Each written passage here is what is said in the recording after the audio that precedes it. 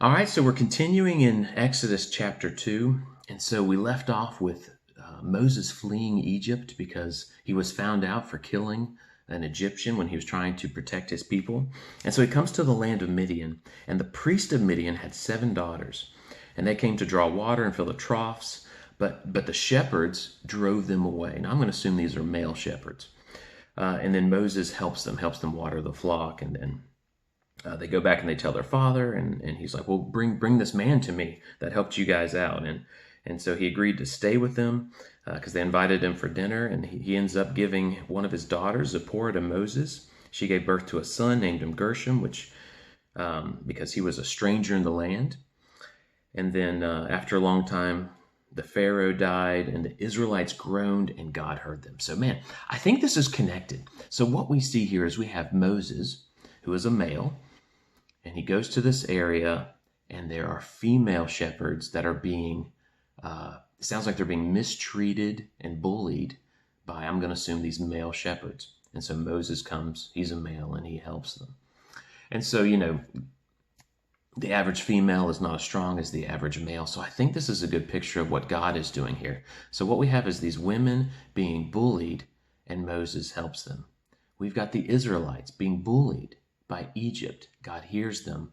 God is going to help them. So here's what I want you to do. I want you to get this visual that if you were strong enough, let's say you saw somebody that was not as strong as you being bullied by someone who is stronger, and you step in and help them. Now, would you say that's just kind of natural for most people? That most people with a decent, gosh, even people with a sinful nature would have pity on someone who is being bullied. How much more God? So here's what I want you to get from this. God sees everything that you go through, and God wants to help you.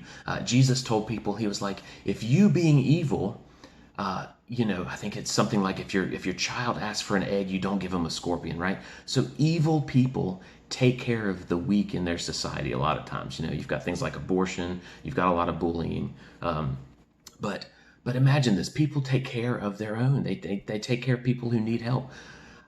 So how much more does God want to take care of you? I think we're going to be shocked. A lot of people will be shocked when they pass away and they see God.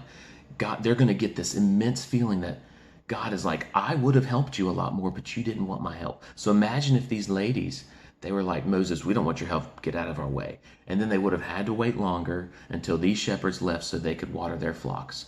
But Moses stepped in and helped them. And God wants to step in and help you. So, man, I just want to encourage you, no matter what you're going through, cry out to God and be willing to take his help. That's the real issue here. God, we are weak, right? We're weak and God is strong. And the reason why your life isn't going the way God wants it to is probably because you're not asking for his help. That's why it's so important that God told Paul, he was like, my strength is made perfect in your weakness. So the problem is that people don't realize they're weak. They think they can do it on their own. And so, man, you're going to find out that the people who have done the most amazing things in life for God did it by his strength. They realized they were weak. And so I want you to do the same thing. The second thing is I'm seeing this pattern of, it was Jacob. Jacob left Esau, and he had kids. Joseph was sold into slavery. He eventually got to Egypt, and he had kids. And it's like when we go through these really traumatic things in our lives, like Jacob did, and Joseph did, and Moses did, it's like God gives them a family, and he's like, just focus on your immediate family right now.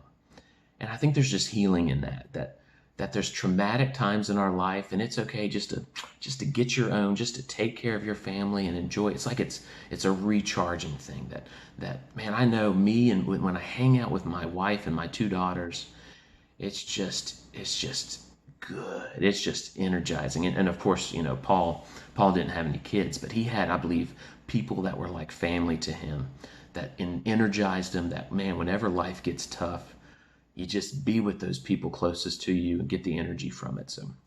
So may you rely on God, and you've got to have your small group. And that's another good thing, that, man, my small group energizes me that I go to. So be a part of a small group. If you do have an actual immediate family, man, just get energy from them, because life can be tough.